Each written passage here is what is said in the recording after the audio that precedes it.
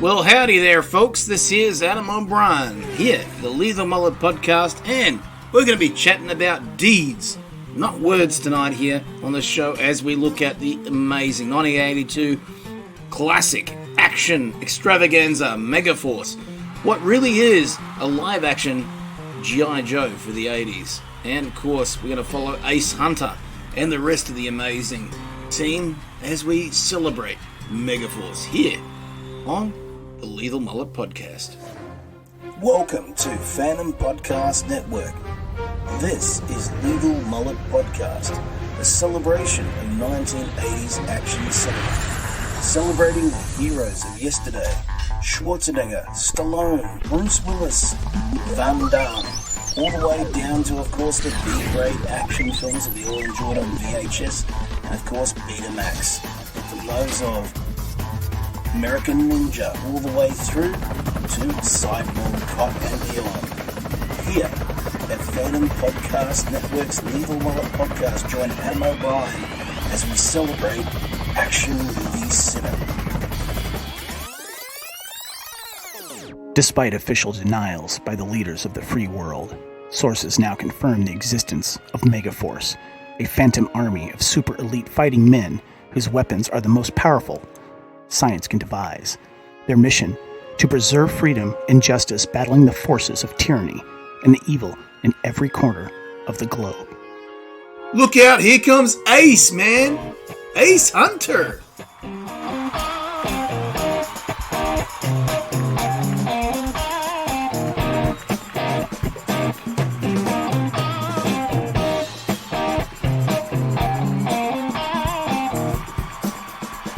G'day, mate, how you going? Welcome to Lethal Mullet, live on FPN, where we celebrate all fandoms on the Phantom Podcast Network.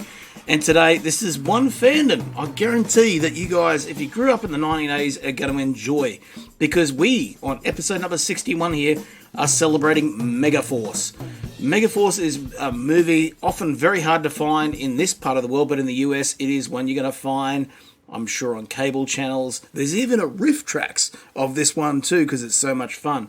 Joining me today from, of course, Phantom Podcast Network, also is the co-founders, Kevin, the Raider Nerd Reitzel, and of course, Kyle Wagner. We'll start with you, Kev, mate. How are you? I'm doing really good, and there was a prerequisite that when you join the Phantom Podcast Network, that contract that you signed, there was a bylaw that was very tiny at the very, very, very bottom, said, if you do any recording that mentions Megaforce for more than 5 minutes, you're out, or I have to be on it.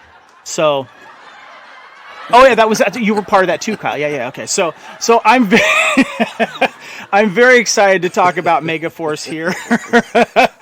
I'm really excited because this was a film I actually saw in the theater, and I'll talk more to that later. But I love this movie, man. And Kyle, I know you're a huge fan. Oh, come on! This is one of the first things we ever bonded over, Kevin.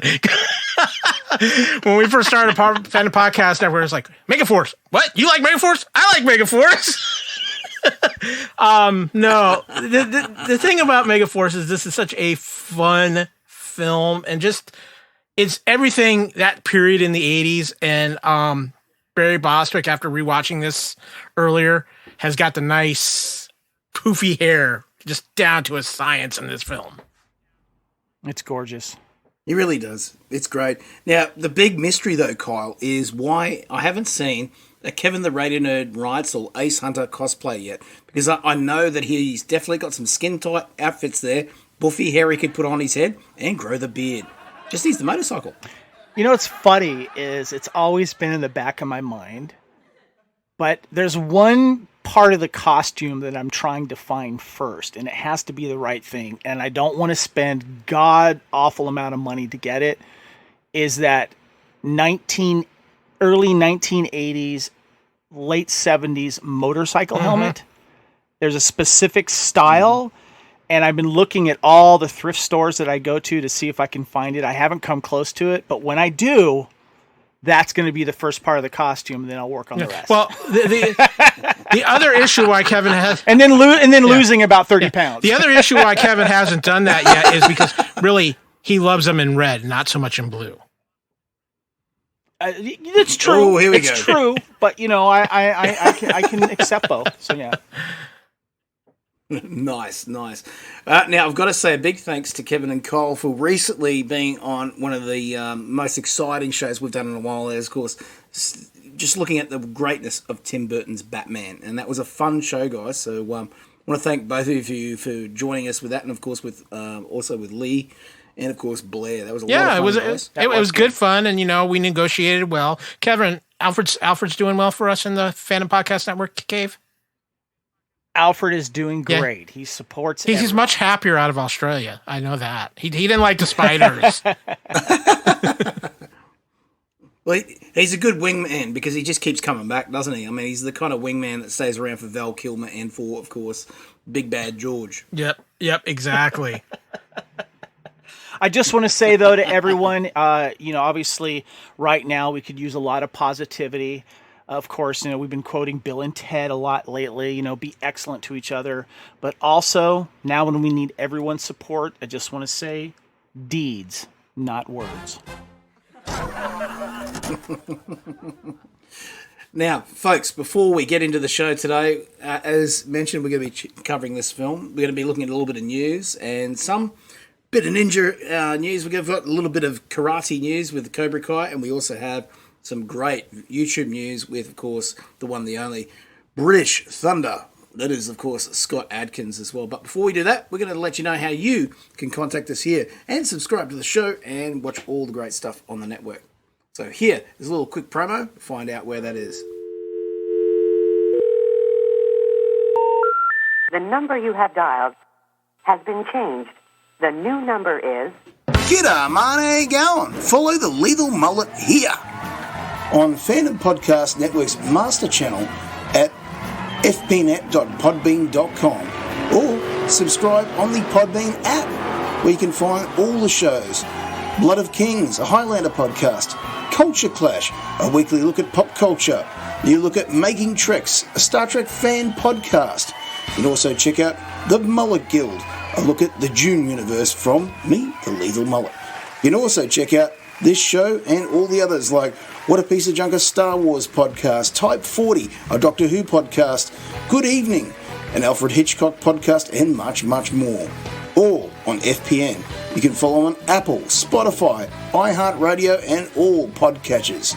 Make sure you follow me, the Lethal Mullet, at The Lethal Mullet on Twitter, Facebook, and Instagram.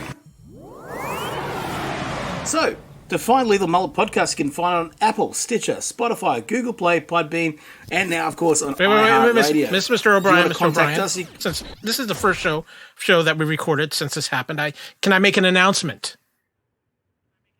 We are also now on Google Podcasts and on Tuned In, which is the Amazon home for podcasts and Alexa. Oh, wow. So that means you can actually just dial in and say, Culture Clash, and it comes on. Something like that. I think you have to say Phantom Podcast Network, and you have to have the app of Tuned In downloaded onto your device. But we're so excited about that. Thank you, Kyle, for setting that up. Fantastic. Well done, Kyle. Obviously, you can find the site at fpnet.podbean.com. On Twitter, you can follow us also at FanPod Network. But if you want to also follow us on the other socials of Facebook and Instagram, simply put in Phantom Podcast Network and you'll find us and our shows there too. You can follow me, The Lethal Mullet, on Twitter, Facebook and Instagram at The Lethal Mullet.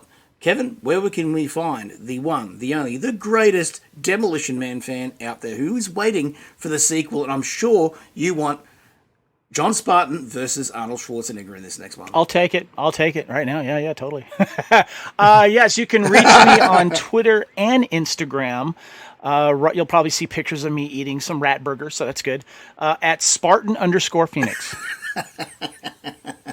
Nice. And Kyle, where can we find you? Well, first of all, I've been hanging in the wind tunnel testing it, so... a little 1, a little 2. And of course, you can find me on Twitter at AKyleW or on Instagram at AKyleFandom. Was it 1 and 2 or was it 1 and then 2? Yeah, 1, then 2. Okay, gotcha. Okay. Yeah. But if it's down here, it's 2, then 1, isn't it? 'Cause it's down Probably. So make sure you do check out the master feed, which is fbnet.podbean.com, also for Culture Clash, our weekly look at obviously all the pop culture news and comic book fandom, film and more. Blood of Kings, a Highlander podcast, and all the host of amazing podcasts on there, like Making Tracks, a Star Trek fan podcast, and the Mullet Guild. Every Thursday, we bring the spice to you. Now, before we do anything more, we need to head into the news segment here, folks. So, hold on to your hats, hold on to your whips. Here we go.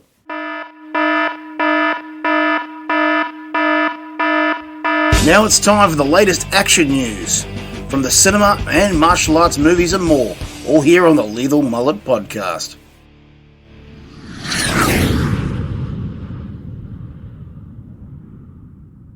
All right, folks, welcome to the news. And the news is Scott Atkins, not only is making movies now, he's also got his own YouTube channel. Now, I hope you two have checked this out, guys, because there's some great stuff I've been sharing from his. And one of those has been a chat with Michael Jai White. Have you guys checked that out yet? I'm going to be honest with you. I've been busy looking at the Brie Larson YouTube channel for other reasons. You're welcome, Kyle. I saw the video regarding him promoting his movie that had the bust. I think it was called, oh gosh, what was it? Avengement, yes, which I've actually seen, and I've seen what that shotgun can do. Yes, I didn't see that video. But I just want to make a claim here on the Fandom Podcast Network and Lethal Mullet. John Wick is a phenomenon because of me. Okay, first of all, I take full credit to that because I told everyone to go see it or to rent it. And I also brought the world Scott Atkins here in the States because not only did I take a chance and buy Hard Target 2 on Blu-ray without anyone telling me about who this guy was, I saw it, I liked it, I even told Kyle about it on a special segment of Culture Clash, and I unleashed the world that is the awesomeness of Scott Atkins and his awesome filmography and his fantastic martial arts. Kevin, I just want to remind you there are no royalty checks coming. I don't care. I just want credit where credit's due. So Scott Atkins obviously is a British Taekwondo master. Well, you may as well call him a master because he really is. He's also well versed in many other styles, guys, and it brings him a unique perspective to be a host of a video action show. So a show looking at action film stars. Now, what he has put out there right now, obviously Michael Jai White is one of the first on-back star and creator and actor is right in there too, talking about his great stuff. There's, of course, Tony Jaa.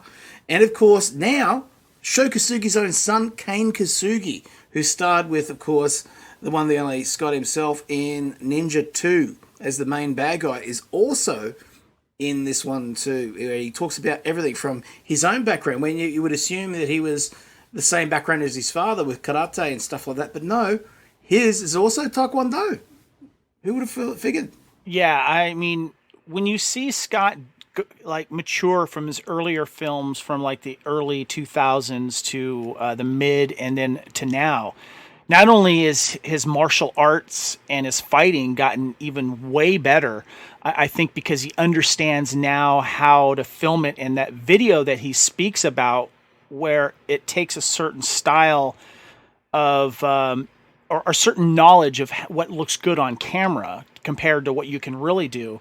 But he's also become a very good actor in action films, and he's done a lot of diverse things.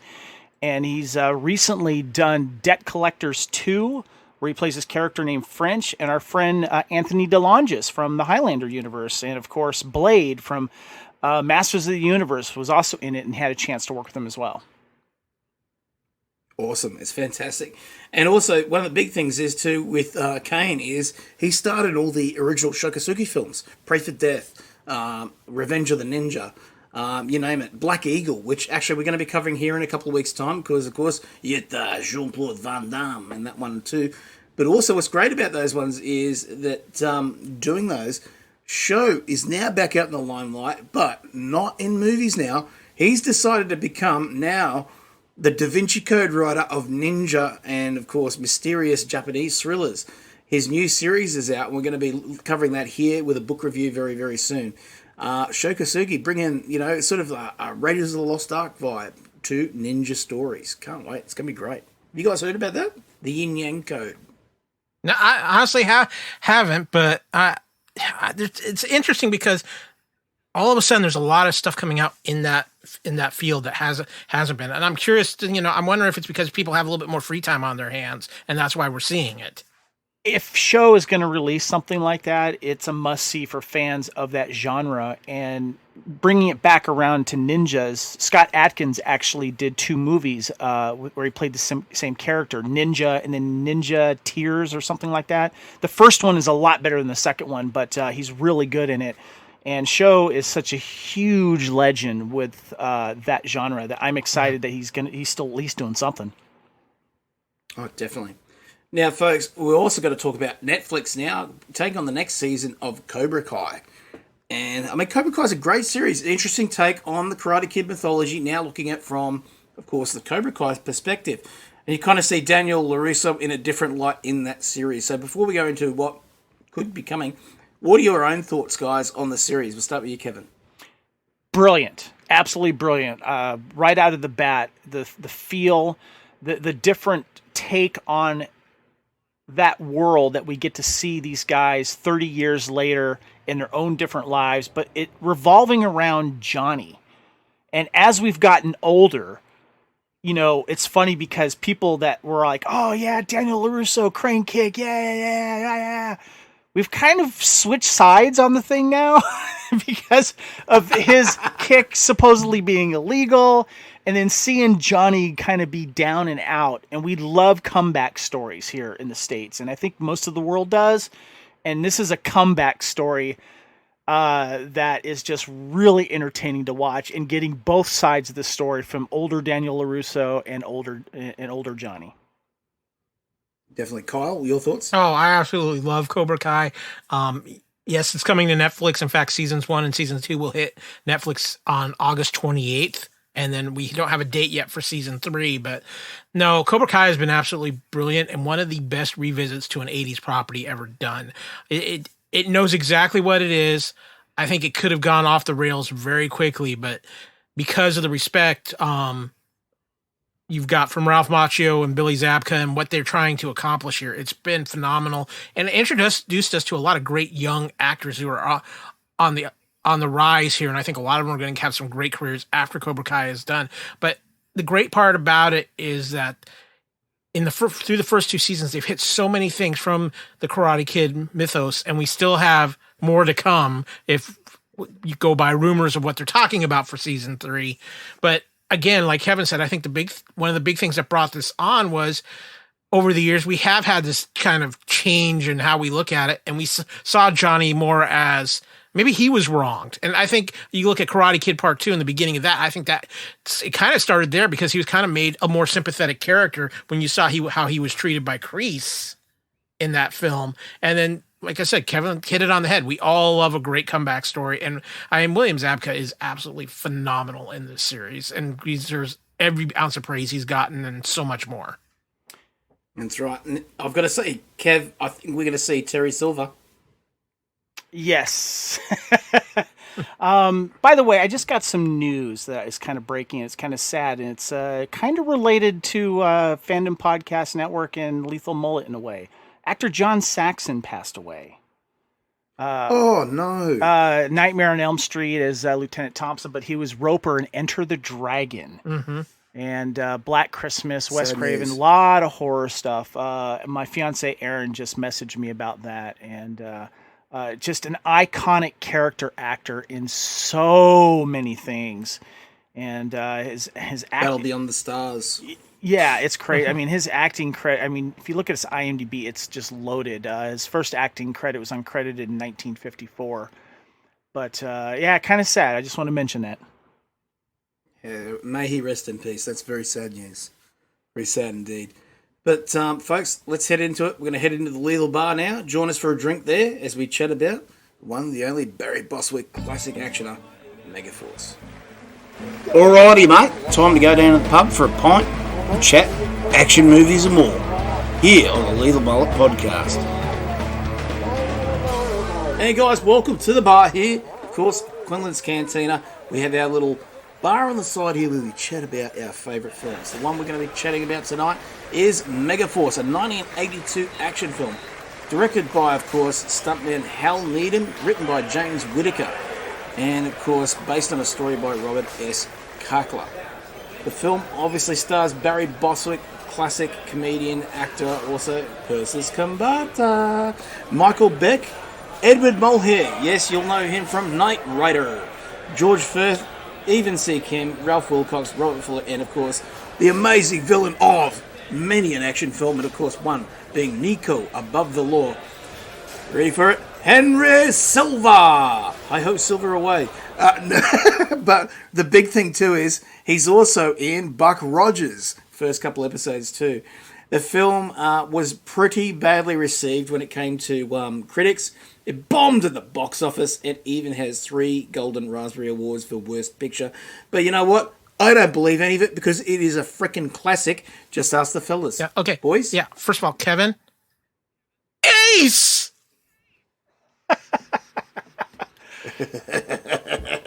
You stole my lighter. I was waiting for where was my Duke comeback? Sorry, Duke. You know what? Megaforce to me was, I was 7, I believe, when that came out, so it hit perfectly for the kid in me. Absolutely love this film. I had a VHS tape growing up that was Megaforce and the Beastmaster on it, so that tape got a lot of play on it. But no, how can you not love this movie? You've got cool motorcycles, you've got these great dune buggies and weapons. You got the guy from Knight Rider.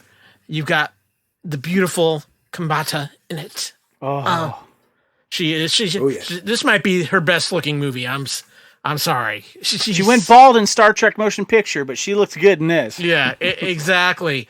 And you know what? I think she looked good bald too. Yeah, but it just appeals to so many things, especially when you're the age group that this was, I think, a little bit more aimed for, even though it was trying to be put out a little bit more serious movies back then. But, it's one of those things that really defined my childhood as far as a movie that I would just always go back and revisit and just enjoy. And Kevin, I know how much you love Megaforce.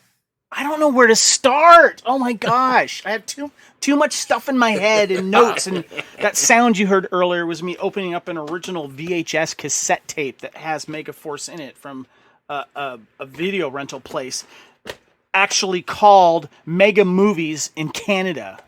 It's awesome. Anyway, I originally saw this in the theater. I was 11 years old. My mom gave me some money. We took the bus down to downtown Santa Barbara. I think it was the Fiesta 4 theater at the time. She gave me some money. She says, "I want you to go see." It was the latest re-release of some Disney film. She wanted to drop me off for a couple hours so she could do her own shopping and everything. And she says, "As long as you went to go see the Disney movie." And I said, "Okay, Mom, I'll go see the Disney movie." I went and paid for the Disney movie. Went into the theater. But I had seen ads for Megaforce on TV. And I went in there and walked straight into Megaforce and watched it. Loved every minute of it. And towards the end where there was the credits and you were psyched about the flying motorcycle and Ace, like his smile lighting up everything. I hear this old guy behind me with his wife who's embarrassed, and he's going, Megaforce, Megaforce, Megaforce. Oh man, I love this thing. And then I think 2 weeks later, Tron came out, and I was in heaven. So I love this movie. This is what's interesting about this film is that and I watched it again recently, and I noticed some new things, especially with the editing of this film. This is not a violent film. This movie is so PG. No. And they use creative editing to get around that, but they also use very creative camera and editing shots to also make things look bigger than they really are. If you look at all the sets that they're in, I guarantee you, with the exception of the few wide shots of the base, they're really small sets. And also when they shoot out in the desert, I guarantee you that's a few hours north of LA. It's and then they have that great fight scene, or that great scene at the end. And what's really funny, my only one pet peeve with this film is that weird little toy laser gun. Yes. That Ace has, that he taps on the top of the tank to get was it Duke's Guerrera's Guerrera's attention, because you see him on the side of his their legs and stuff, but they picked him up somewhere. But apparently all of the costumes were made by Mattel. They didn't have a costuming thing, so they had much bigger plans for this film, but it failed miserably in the theater. Apparently it only made my money, and that old guy's money. But I've got so much thoughts. I'm not going to be able to all get them on here, but I did want to mention that in the beginning of the film, in the credits, it says filmed in Introvision, and I was like, "What's Introvision?" So I looked it up, and it says Introvision was a variation on a front projection process that allowed filmmakers to view a finished composite of live action and plate photography through the camera's viewfinder on the set in real time. During its heyday, starting with the feature Outland, Sean Connery's film in 1981, Introvision enjoyed the novelty of visual effect composition in camera, thus eliminating the need to wait for photochemical compositing to determine if the effect shot was successful. And I didn't know that till just recently, actually like a few minutes ago. Yes, of course. We used to call it television, but now we call it Introvision, yes. And there's going to be some people screaming at us right now if we don't mention Michael Beck also was Warriors. Come out to play. Wait, guys. No, he was Xanadu, man. Okay, I wasn't going to mention that. Yeah, I love this film. I'll gush about it, and it's as cheesy as it is. I don't care. That's the reason why Kyle and I are bromance lovers right now. So.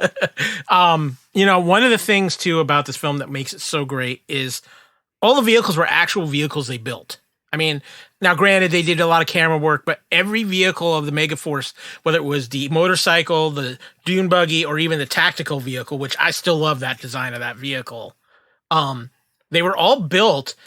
But it's one of the funniest things I find is watching the missile launching effects during this film, because they use basically bottle rockets as the missiles, like a higher end version. You see some go astray. And it's just, you see some where it looks like it almost came back and hit who was ever riding the motorcycle. And I watched some of the stunt work of and I gotta say, I hope those guys got paid well, that the guys especially who were driving the motorcycles, because they did not have it easy in this movie. Okay. We have to talk about something here real quick. Okay. You touched on stunt work, Kyle. Okay. The director, Hal Needham, is one of the most famous stuntmen of all time. And he has a cameo in the film. He's in the one that's in that APC one where he's like, he's inside the thing and he notices the guys with the rocket launcher and he like gets, I guess it's a vaporizer gun or something. Yeah. Your most non-violent way to get rid of some bad guys, I guess. But he did stunts on Smokey and the Bandit, Cannonball Run, Stoker Ace. This guy is a legendary stuntman. I mean, if you look at his credits, he's just, and then he went on to direct it. But he created Smokey and the Bandit. He actually created it. Yeah, I mean, he's legendary. I don't think he gets that. I don't think if they finally get in the Academy Awards a section for stunts, he needs a Lifetime Achievement Award. I just want to say this up to you. You brought up that vaporizing gun. First of all, the sound effect after he shoots it, it's like this weird tape sound. It's just great, and he's great in that role as their tactical guy. There's a great scene where he takes remote control of one of the Dune buggies that's malfunctioned. He's like, I hope you're not too attached to that vehicle. I'm just going to take it right now and turn your vehicle into a detonator. The banter in this film is wonderful. I actually enjoy the conversations and the jokes a little bit more at times than the actual action. Especially when they go meet Egg, the scientist. And Dallas is going off of how smart this guy is, and that he has more degrees than a thermometer. And he goes up to Egg, and Egg goes to Dallas. When a person has less on, doesn't have less on, they must have. And then he goes more on. Yeah. And then the banter between the C-130 pilots. The banter between Eagle 1 and Eagle 2 is the best banter in this film. And you got to throw in Eagle 3 because he's like, okay, when I'm done, I'm going to go call your girl. And then Eagle 2 makes the same joke when they leave. And he's like, well, go ahead. Apparently everybody's calling my girl. Even So speaking of those, yeah. Sorry, go ahead. I can just go on. Let's go into the cast now, because we talked about some of these guys. Let's meet who actually was in those roles. And of course, we've got to go to the first, and that is, of course, Ace Hunter, played by the ever-talented Barry Bostwick. Now, Barry, obviously, I'd known for years afterwards in many roles. Obviously, he's done some great stuff recently too. But Barry Bostwick at the time, before Megaforce, had you guys known him? I did not, because I wasn't familiar with Rocky Horror. Yeah, everyone else did. Yeah. There was a Rocky Horror crowd, and I didn't get into that till a little while later. To me, he's always Ace Hunter, and then of course, then later on, he goes to Spin City, and he has the most luscious head of hair. He's now this silver fox. He's still good looking. And by the way, I want to give a shout out to Davis Grayson, our friend of the show, loves Megaforce as well. He posted a picture of him and Barry Bostwick, and they're doing the kiss the thumb thing like he does in the film.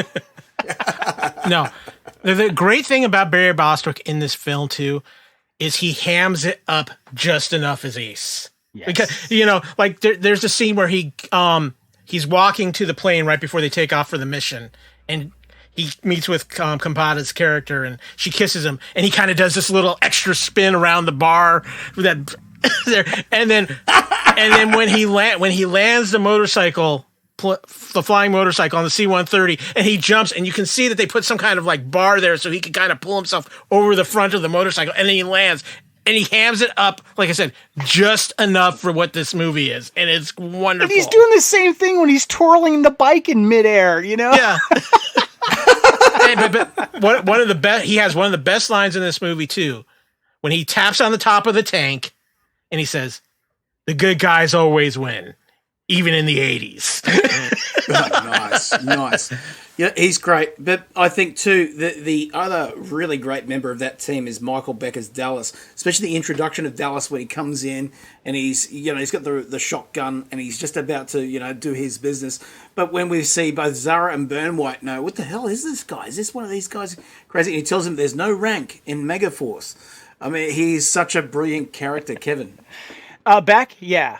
Beck's funny. He's the guy from Texas, and he's very funny. And I didn't catch this till later, but I'd never heard the term of a snake called a no shoulder. Oh, it's just an old no shoulder, but he's great because he's setting everything up for us as the audience, but as well as for Kambada's character and of course Edward Mulhere's character.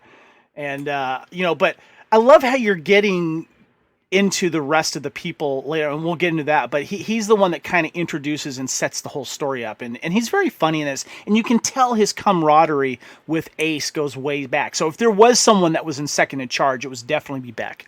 Yeah, no, he's phenomenal in this film, and you can tell he probably more even than Bostwick is on the joke of this film, and he is just hamming it up and is absolutely wonderful in this. But you know what? One of the things I like about this, because there's about 7 members of Megaforce who all kind of get a little bit of spotlight in this film at one point or the other, and they all fit perfectly, and you can just tell that all the actors are just kind of in on this. I mean, and truthfully, Kevin, let's not forget, I mean, Adam really is the hero of this podcast just because you and I have been the heroes of the last several podcasts.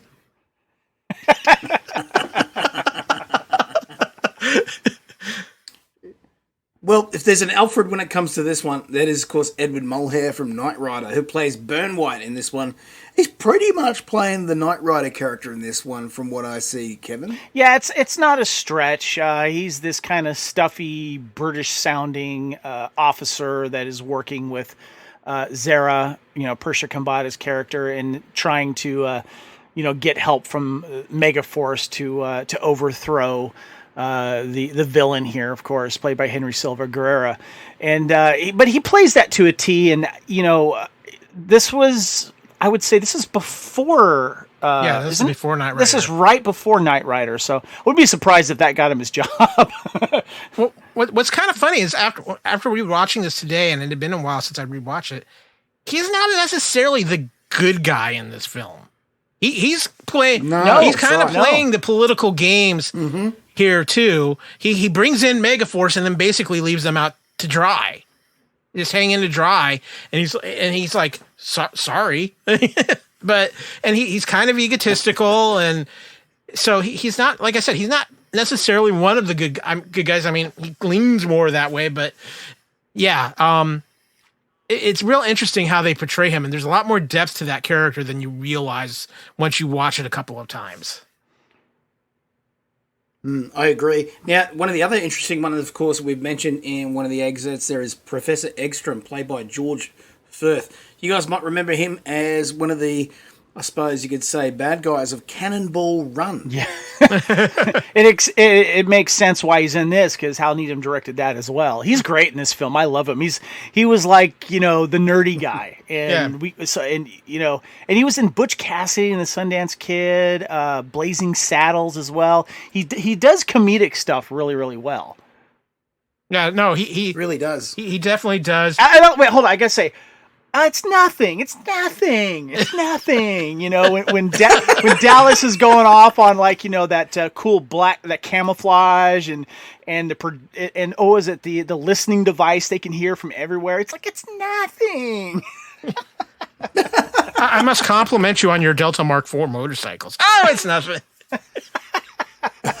I love the scene too where he grabs his glasses and just smashes them, and then realizes it after the fact. But it's the guy that I really like, though. We meet him pretty soon. Is Zachary Taylor, the African American guy who's driving the truck, and I love that Edward Mulhere's character, Burn White, is being very judgmental. But then it kind of starts to go away a little bit because of this character, because he's listening to something. And he goes, and he's like, he thinks it's something else, but then he goes, no, it's Vivaldi. And he goes, and Mulhere goes, winter? He goes, no, spring. And then he quotes Shakespeare later, and he gets it. He quotes Macbeth and stuff. But yeah, he was one of my favorite characters in this. But the two also that I really liked were Anthony Pena as Six Killer and J. Victor Lopez as Lopez. And these were the two guys who were the heroes on the last three missions. And this time they were at the resupply depot. Right. And I love it because there's this great scene as they're flying, and Lopez is doing a crossword puzzle, and Six Killer's throwing this knife, and they're just throwing it back and forth at each other, and they've got the crazy little sound effect going, and he's like, actor who played a famous Indian chief, 9 letters. They're going for it, and then they finally figure it out, and it's like, it's Lancaster. You're right. And what was the chief he played? Geronimo! As they're jumping out the place. It's so cheesy, but it works so well. The other one, too, I like is Evan Kim, who played Suki, because he's in the beginning when they're showing off their Megaforce motorcycles, and then Ace parks his motorcycle, and Suki, and is it Six Killer or it's Lopez? It's Lopez. It's a guy Killer, from Italy, because they got the little patch. And Suki goes, "Ooh, target acquired." When Ace notices Kambata. Evan, can I bring up Evan Kim here just real quick, please? Because he's got he's a character actor, man. Oh yeah, he's got a very interesting IMDb. He's had a couple appearances on the show Chips. He was in the movie Caveman. He had actually a pretty good role in the original V miniseries. He was Donovan's cameraman in that. He was too. Yeah. Right from the start, the big helicopter fight that you see at the start of that's him all the way through. Of course, I do believe he gets killed in an ambush a little bit later, if I remember right. Yeah. Yeah, it doesn't end well for him. He did a couple episodes of Knight Rider, a couple episodes of Stingray, Max Headroom, Alien Nation. The last thing it looks like he was credited for as an actor was an episode of Jag. Wow, there you go. A bit of TV. Now, folks, we also have as Guerrera, the one, the only, the venerable Henry Silva. Now, he's always playing usually bad guys, but not as charismatic as this guy. This is kind of like a very friendly villain, and one that's quite funny in the film too. What are your thoughts, Kev? I love him. I think Henry Silva's great. But what's so funny is I forgot he was in Megaforce, because he was so likable in that. And let's be honest, his character in the film, in the beginning when he's supposedly terrorizing that town, The only thing they do is they blow up like a plant, right? You know, they don't shoot anybody. He's funny, but I totally forgot about him when Above the Law came around with Steven Seagal's breakout hit, and boy, was he evil in that. And he's been in so many things, but those are my two favorite movies that I've seen him in. He's also done some pretty good animation voice work, as he was the voice of Bane for Batman the Animated Series. Oh, very cool. But he's great in this, and you know, Kevin, like you, he could have just turned around if you hadn't have stolen my lighter. You were so drunk, you forgot you gave me the lighter. I lent you the lighter. Nice. So obviously you got a great cast there, guys. You've got obviously also Michael Kulsar as Ivan. We also have Ralph Wilcox playing Zach, Anthony Pena as Six Killer, and Michael Kavan as Anton. But the film was a $50 million part of a slate of production from Golden Harvest Studios that were trying to break into the Western market. They're trying to get into the US cinema and other films like The Protector with, of course, Jackie Chan, and High Road to China, which is actually a pretty damn good film. I like that one too. And, of course, Hal Needham was the right person to get behind the film. He was the right person for the stunts. And when you think about it, the kind of budget that these guys had, which is not a lot, they really needed somebody that could go bang for buck like the Smokey and the Bandit films. Don't you think? Well, Kevin. Oh, go ahead, Kevin. No, you go. Okay. Well, first of all, yeah. The thing about Hal Needham's films is they all kind of have a feel to them. And this definitely has the feel of a Hal Needham film. And where they really put a lot of their budget was like in the vehicles and stuff. But as far as the casting goes, I think the person who probably ended up making the most money was the lovely Perseus Kambata. And we haven't really talked about her yet. She is phenomenal in this movie. She stands toe to toe with Barry Bostwick as far as trading barbs and everything, and it comes across so well, and she comes across so strong. And obviously, she had already kind of developed a little bit of cult following from the Star Trek: The Original Motion Picture, so she was still up and coming at this, and she is just absolutely stunning in this film, Kevin. At age 16, she was Miss India. She's from Mumbai, India, and she's gorgeous. She did modeling and then eventually went into to acting. But unfortunately, she died early at age 49. We didn't get to see much more of her after this. But yeah, she's got this smile that just lights up, and it's sometimes distracting because you got her smile, and then you got Ace's smile, and then you got hers again. You're like, oh my god, I need sunglasses for these all day damn smiles. But I bought the chemistry between them, and the scene that I like the most between her and him is when he goes to get her in her compartment or her quarters, and the tension is getting even like better right there, and of what they're dressed like, and you know they touch hands, you know when they touch the door control, and there's just a little banter that goes back and forth. But yeah, and it reminds me, there's actually a naughty scene in this film. Do tell. Okay, it was done intentionally by I know where you're going. I just remembered. Okay. Go ahead. It was done intentionally by Ace himself, Barry Bostwick. And it's a scene where Kambata's character Zara is going through a bunch of testing because she wants to join the mission, and he does not want it to happen. And it's not about because she's a girl, but she does everything anyway. They do the silly skydiving thing, but it's right after she's doing the I guess simulation training. Yeah, the training rooms thing, and he's basically saying, "Look, it's not that because you're a girl, you're more than qualified," and he apologizes for letting it go that long. But there's that scene with the pink backdrop and everything's black, and there's a silhouette between the two. And if you look down before they start zooming up, Barry Bostwick has his right hand down where his waist is, and it looks like something's sticking out. And that got funny. My censors. Now, Hal Needham said of this movie, "It's like no other movie ever made before. The machines that we've built are extraordinary. And there's one other thing. There's a lot of action, but you don't see anyone get killed. I think people are beginning to get sick of that kind of thing. what we've tried to do is make an entertaining film and with some believable heroes that public can cheer for. And you think about it, this is a family movie. It really is. As much as it is a family for, a film for, I suppose, young teens to early 20s, which I think they were going for. Really, a whole family can enjoy this film, don't you think, Cole? Yeah, but I think you brought up a very good point about this film.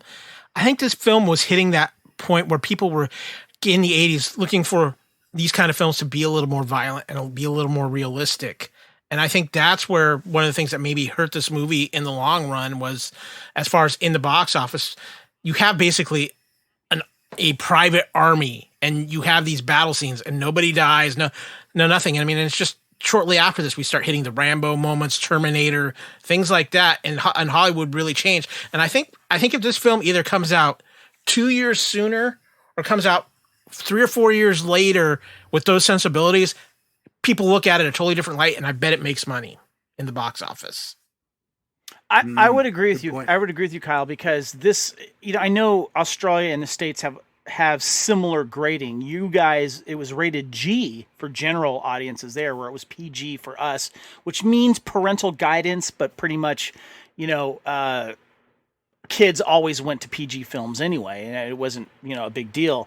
But yeah, this I think people were ready because during this time, especially in New York and LA, it was gritty, it was tough, and I think people wanted something a little more realistic instead of this kind of cartoony family thing. And Kyle, I think, is spot on with it. I think the timing of it was wrong, but it did hit. When it comes to kids, though, I was 11 years old, and I was the perfect age for this when I saw this, and that is where it targeted. And for people around our ages that grew up with that and revisiting it later on home video or on channel, regular channels and stuff like that, that's where we fell in love with it. I'm going to say this: there's a lot of kids around that time on their bicycles. They were either on a Megaforce motorcycle or they were on the Flash Gordon rocket cycle. One or the other. That's what their BMX bike was. My BMX Redline bike. BMX Bandit one. My BMX Redline bike was one of those motorcycles. Yes, very much so. Nice. The star Barry Bostwick was cast after the producers had seen him in The Pirates of Penzance. And it looks like he was the right person off the bat that they were after, because the producers didn't want to go down that sort of gritty war movie aesthetic. They wanted it to be a bit more camp, a bit more of a spoof, which it is. But as Kyle's mentioned earlier, it's just the right tone. Obviously, you can go that Leslie Nielsen route and go super serious, but there's sort of a wink to the camera with how Barry brought that through. It was the first time that Bostwick had actually had top billing in a film. So it sounds like he'd done a fair bit of his stuff on stage as well as on film at that time. And he signed a 3-picture deal covering possible sequels. And the sequel was going to be called Deeds, Not Words. Kevin, what do you think of that? Yeah, I know that they wanted to try to make a series of these, and Barry was going to be the poster boy for this. And I'm not surprised that they were planning ahead for this, but when the first film comes out and it fails miserably, that cancels and changes everything. What I find interesting, though, is that fans of this film always quote deeds, not words. It's on the cover art of the DVDs, the VHS, deeds, not words. But it's never said in the film or anywhere in the film that I remember, Kyle. Yeah, no, it wasn't. But I'm glad you bring up the point about deeds, not words, because what I remember about this film, it didn't have a lot of TV marketing per se, but I'll tell you where they marketed this. It was in comic books. Marvel and DC comic books were loaded with ads for Megaforce. And a lot of like Mad Magazine and a lot of magazine publications at that point had that movie poster, deeds, not words. There's some mail-in things that you could do with Megaforce as well. Yes. Mr.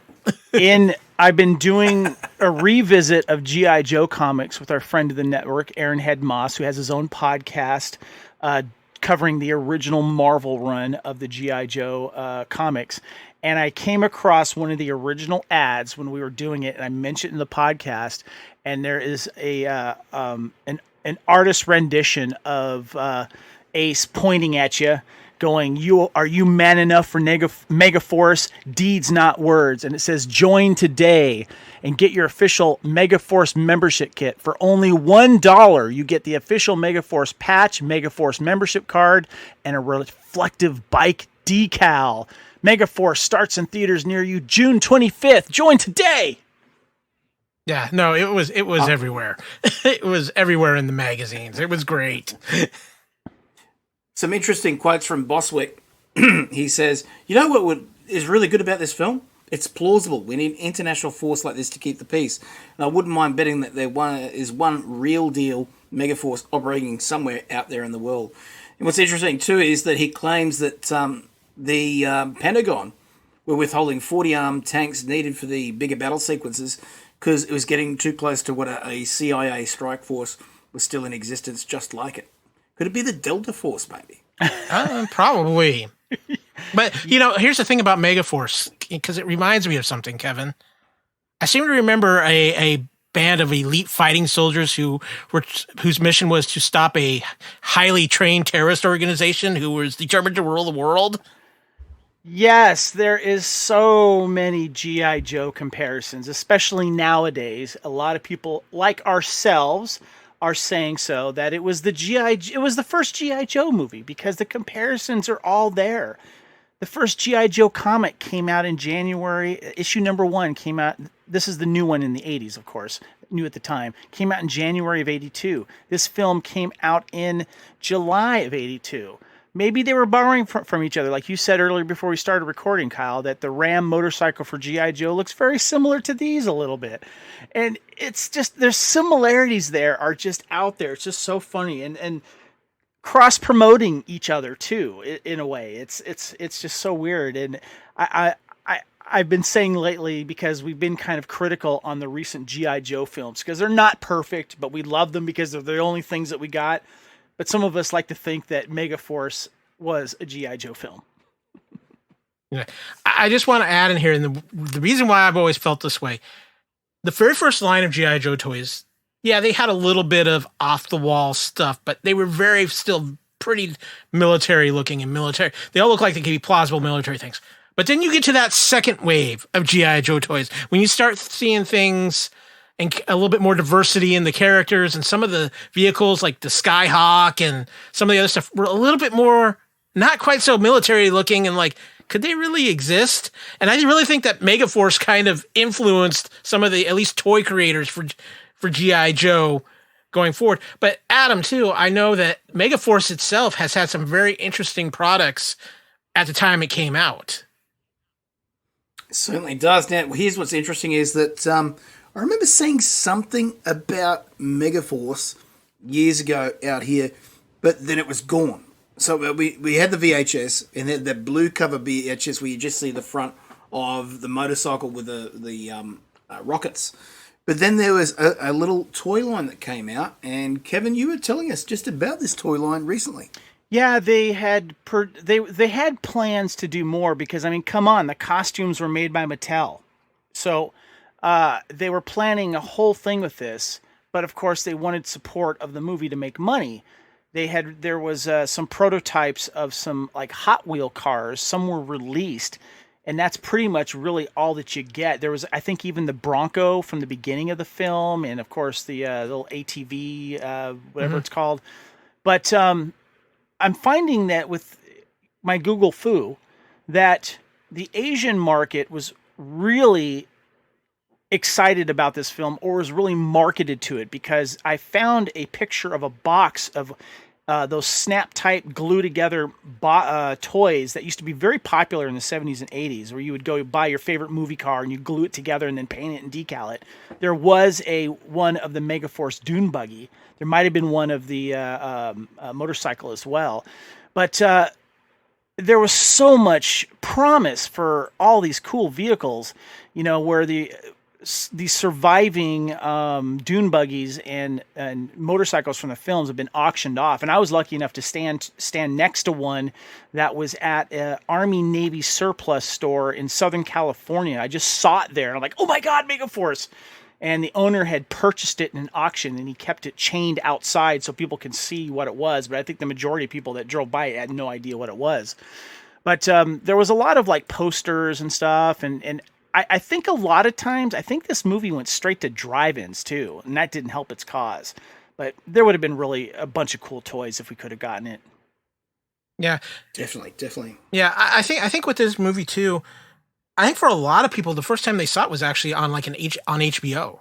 Yeah. Because really, even the video was out really early in the whole video market, so it wasn't something that was real popular even in video circulation yet. But it hit HBO, and that's how I got a copy of it. I recorded it off HBO, but you know, there was so much potential. I actually, for a while, I had the Megaforce Dune Buggy Hot Wheel, but I had gotten it from somebody, and it had already broken off the missile top on it, but it still had the little laser cannon that would pop up off of it. But yeah, the rumors were, I know they did the Dune Buggy and the Hot Wheels, and I've heard rumors that they did the TACCOM vehicle in a Hot Wheels as well, but I haven't seen enough to be converted. But you know, I question too, was this something to where they knew they maybe couldn't put out a toy line because they knew G.I. Joe was coming, and they were. I think it's more about the movie failing. I think if the movie was a hit, there was money there, then you could have pushed it. It's just like the Star Wars thing. The Star Wars movie was a hit. Lucas held on to the toy rights and made millions and maybe billions just off the toy rights alone. You know, I mean, you wouldn't have been competing with G.I. Joe, because me being a fan of both, I would have bought both. Yeah. You know? I mean, look at it. I was showing you guys. I've got the original VHS. I've got the original DVD. I've got the. I'm assuming it's an Asian release of the Megaforce Blu-ray, because that was the only way I could get it from overseas. I've even got the soundtrack. But you know how much I like this movie, Kyle? Just the other day, knowing that we were going to watch this, I bought it on digital. For $14.99, even though I own all this. Yeah, no, that's how I got it. I got it for like on one of their sales for $4.99. But yeah, I missed that sale. I don't care.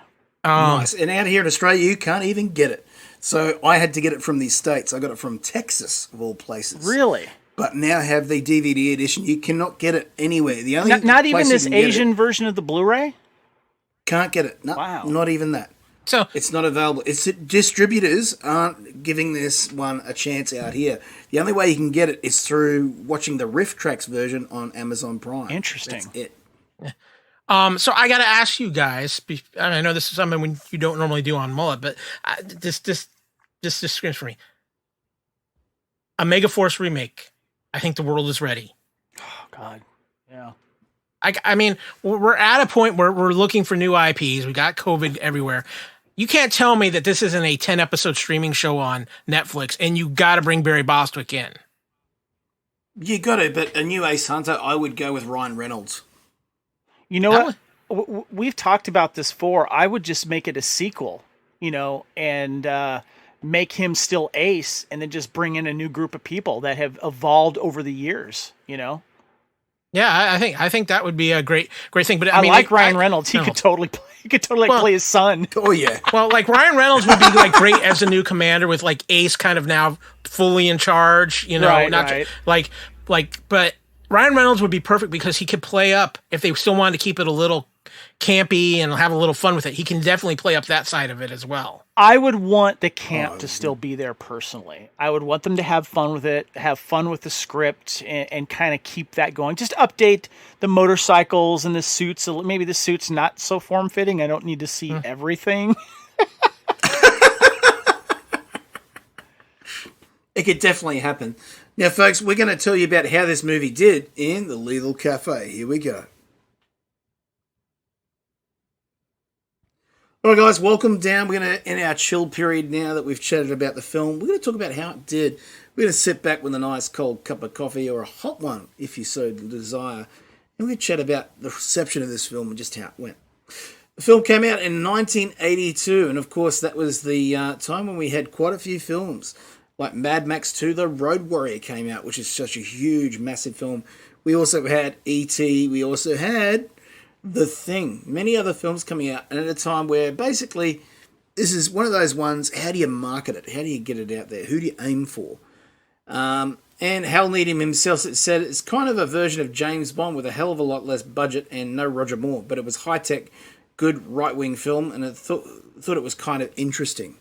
So it's a bit of a gung-ho movie at the time, in that summer coming out, or whatever when it came out. Maybe those bigger ones overshadowed it. What do you reckon, Kyle? I think it's a combination of things. Again, yeah, there's some. I mean, the '82, if ET, everything got lost by ET. Anything that came out around ET, forget it. It was a black hole. It was just gonna disappear. It's like anything that came out in '89 when Batman came out. Anything that came out that summer, forget it. It's the same thing with like Back to the Future or Jurassic Park. In Megaforce's case too, like we hit on earlier, I think it's just one of those films. It just hit at the wrong time for itself. It needed to be, like I said, a few, maybe 1980, 79. I think a lot of people would have been a lot more with the sensibilities of Megaforce then, or you change the sensibilities of it a little bit, put it out around 86, 87, totally different thing. But you know, I think it was that. I think it was a lot of the marketing campaign. Again, we saw this. They went after the kids with this. They really did, with it being in comic books everywhere and everything like that.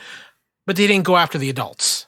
And I think that's what really backfired on them, because at least I never saw a TV ad for Megaforce. I really didn't see the posters floating around anywhere in movie theaters or anything like that. So I think they kind of went for a aim for kids, and the parents will take the kids. And for whatever reason, it just didn't work out that way. Definitely. Kevin, your thoughts? Yeah. You know, I'm backtracking on whether I saw the ad first on TV or if maybe I did see it in the comic book or something. I can't remember, but I know I saw it somewhere, and I felt like I saw a TV ad for it watching something. But I remember at the time, too, that there was a lot of hype for Tron. Yeah, and Tron was huge. And I think opening this up right before Tron really didn't help it, because it did not get as much hype as Tron did. Tron came out, I think, a week later, maybe 2. Either way, no one was seeing anything else when it came to family stuff anyway, because Tron just had this look to it that it was new, and it was something that people were drawn to more. I think it probably should have been released maybe earlier in June, but I don't know what else it would have gone up against. But I mean, there was that $50 million production thing that this whole thing was part of other films. The movie itself was estimated to cost around $20 million, and the gross was only just over $5 million. And you know, when the people that are the production, you know, big heads, and they look at that going, yeah, shut down the toys, shut this down, sequel's done. Pretty much, isn't it? Now, had the movie been successful, the sequel was going to be called Deeds, Not Words. And Needham said in an interview with Starlog magazine, which would have begun the filming around about September of 82 and would have been taken from the desert to a tropical setting of the Virgin Islands. What do you reckon, Kev? Oh, man, you know, I've thought about sequels myself, but I mean, if they actually shot there, it would have been cool. They might have used could have used some trickery, but at this point right now, I would have taken anything. You know, as long as they had the same writers and most of the cast came back, because obviously as a kid you really appreciate all of the motorcycles and the action and the costumes. As I've gotten older, to me it's the writing and the back and forth banter I actually enjoy most now. Definitely. Now, Kyle, if they're going to go to the Virgin Islands, does that mean we would have seen some speedboats all tanked up with blasters and jet skis? God, now you're killing me. You're killing me. I'm thinking we definitely would have seen that, and I also think we would have probably seen some more different types of air vehicles. But what I think you really would have seen is a lot more like hand-to-hand combat kind of things, and more of the spy and espionage side that they hinted at in the first film. And without a doubt. You know, I want to bring up a point here, too, on Megaforce, because as we were discussing, it reminded me of something that came out, another film that came out a year earlier that really marketed itself around, it was a little bit more about a single person, but it still had fancy vehicles and stuff like that, and that was the movie Condor Man. And yes. And hang on, I've got to do it. Oh, Betty, where's my Betty? Yes, him. Yeah. But it was I kind of felt like this was kind of in that same mold where it was just, they really hyped it, but people just weren't in that mindset. And again, I come back to, I think that's a film, and that was a Disney film too, and people forget that. And this film, just either 2 years too late or just needed to reevaluate where things were with the mindset of the American consumer at that point. Oh, wow, that's a good point.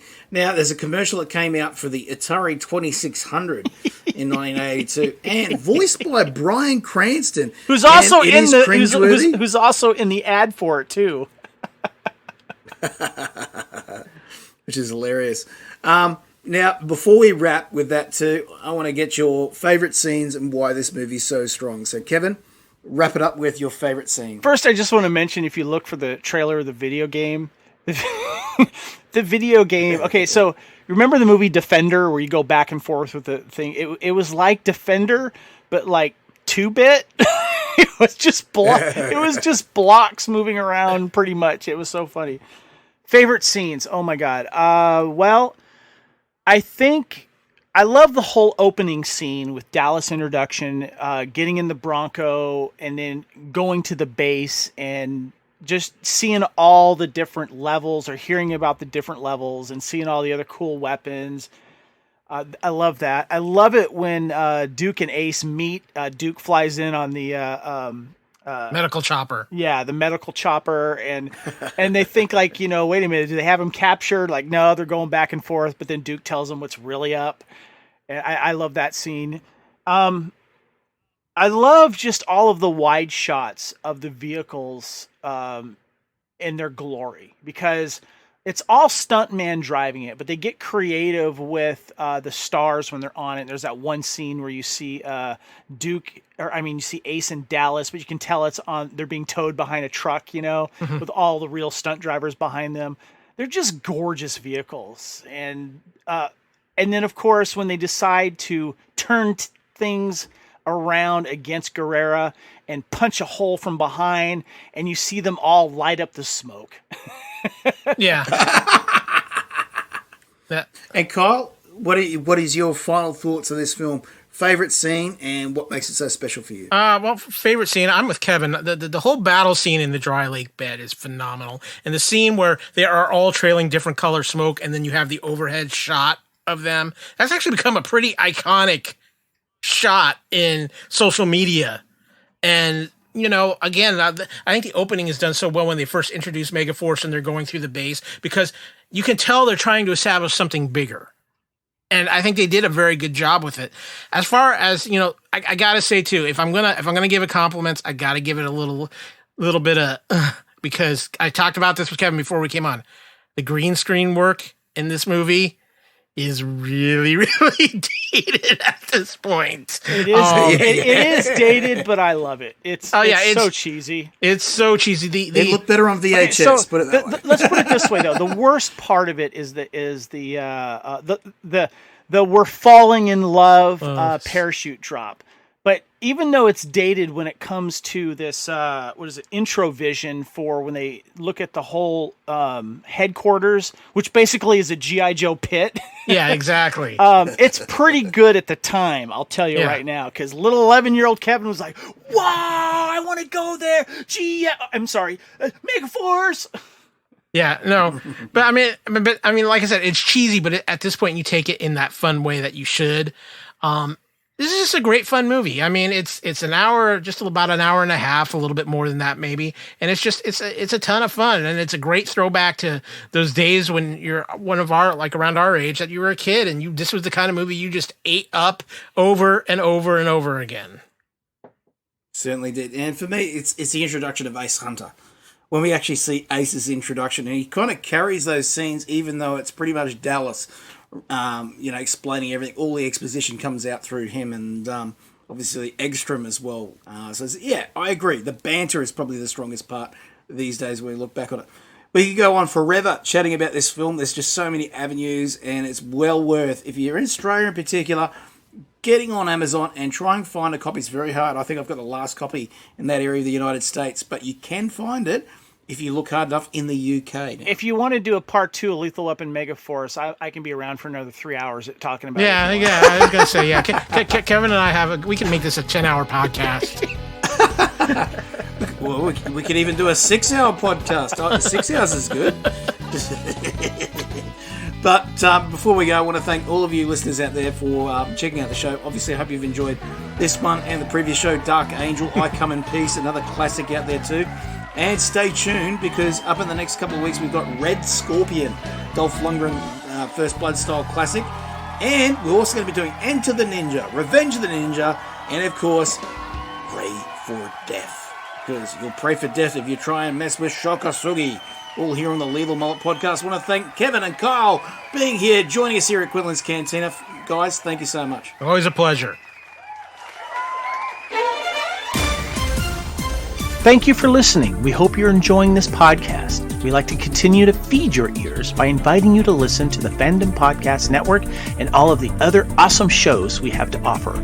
It starts with our flagship show, Culture Clash, our weekly pop culture news podcast. Bloody Kings, our Highlander podcast. Couch Potato Theater, our podcast celebrating our favorite movies. Time Warp, the Fandom Flashback podcast discussing a year in movies and our favorite pop culture topics. End Zone, the NFL podcast. Good Evening, an Alfred Hitchcock podcast. Union Federation, our Star Trek and Orville podcast. Hair Metal, the 80s and early 90s rock metal podcast. Type 40, our Doctor Who podcast. Lethal Mullet, a 1980s and 90s action film podcast. What a Piece of Junk, a Star Wars podcast. And our newest show, Making Treks, a new Star Trek podcast with a deep dive into the final frontier with host Mark Newbold and Adam P. O'Brien.